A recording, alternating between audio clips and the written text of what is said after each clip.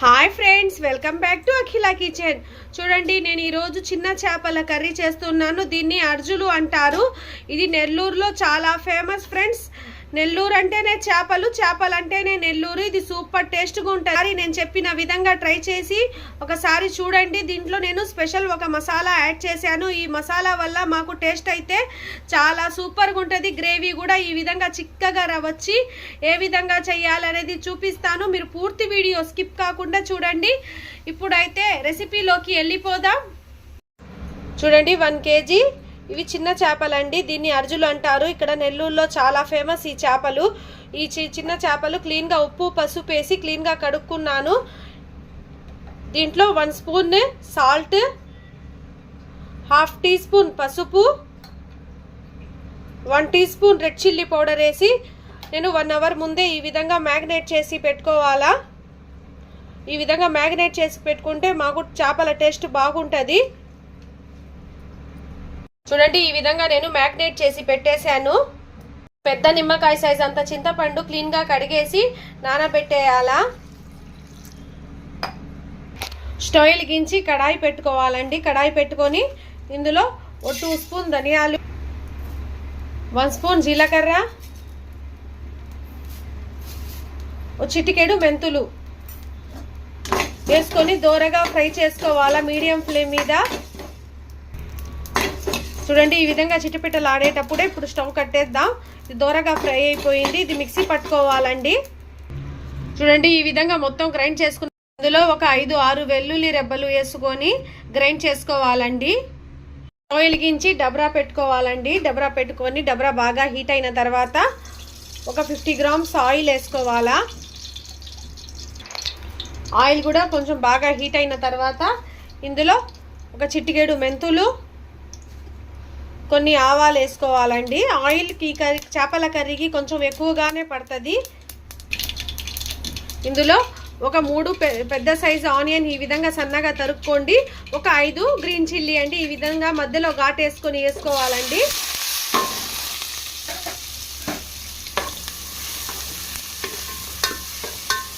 ఈ ఆనియన్ కొంచెం మగ్గేదాకా ఫ్రై చేసుకోవాలా.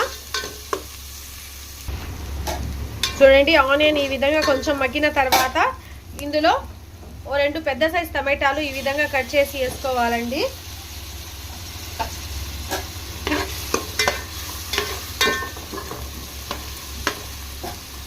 ఇందులోనే మీ టేస్ట్ని తగినంత సాల్ట్ కళ్ళుప్పు యాడ్ చేసుకోండి. 1/2 టీ స్పూన్ పసుపు కూడా ఇప్పుడే యాడ్ చేసుకోండి. టమాటాలు కూడా తొందరగా మగ్గిపోతాయి. టమాటాలు కూడా మగ్గిపోయాయండి. ఇందులోనే ఈ స్పైసీనెస్ని బట్టి రెడ్ చిల్లీ వేసుకోండి. నేనైతే 1.5 స్పూన్ రెడ్ చిల్లీ పౌడర్ వేస్తున్నాను. ఆల్రెడీ నేను చేపల్లో కూడా 1 స్పూన్ రెడ్ చిల్లీ పౌడర్ వేసాను. ఇది కూడా కొంచెం ఫ్రై చేసుకుందాం. ఈ చేపల కర్రీ అయితే మీరు పొద్దుననగా వండుకొని మధ్యాహ్నం తింటే చాలా టేస్ట్గా ఉంటుందండి. సాయంత్రం తినే పాట అయితే మధ్యాహ్నం వండుకోండి. ఈ చేపల కర్రీ కొంచెం ఊరాలా. ఇందులో చింతపండు పులుసు వేసుకుందాం. చింతపండు పులుసు నేను తీసి పెట్టుకున్నాను. చింతపండు పులుసు కూడా వేసుకోవాలండి.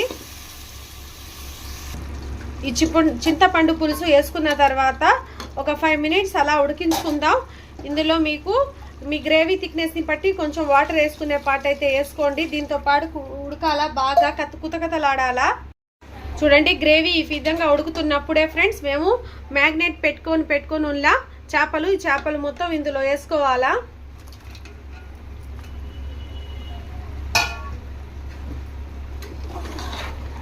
ఇది ఇప్పుడే గరిటె పెట్టి తిప్పేయండి. తర్వాత గరిటె అస్సలు పెట్టకూడదు చేపలు ఉడికేటప్పుడు. చూడండి, ఈ చేపలు మొత్తం వేసేసి ఒక 10 మినిట్స్ ఉడికించుకుందామండి మూత పెట్టి.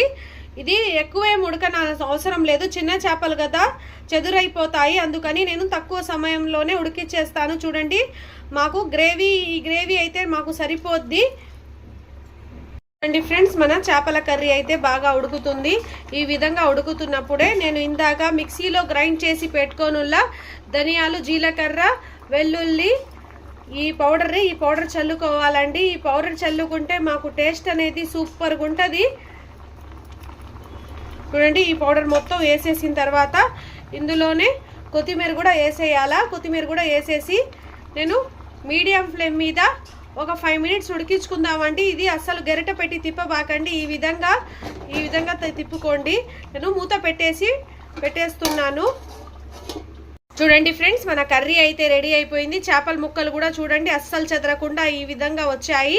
నేను ఇప్పుడు స్టవ్ కట్టేస్తున్నాను. ఉప్పు కారం పులుపు మొత్తం కరెక్ట్గా సరిపోయిందండి.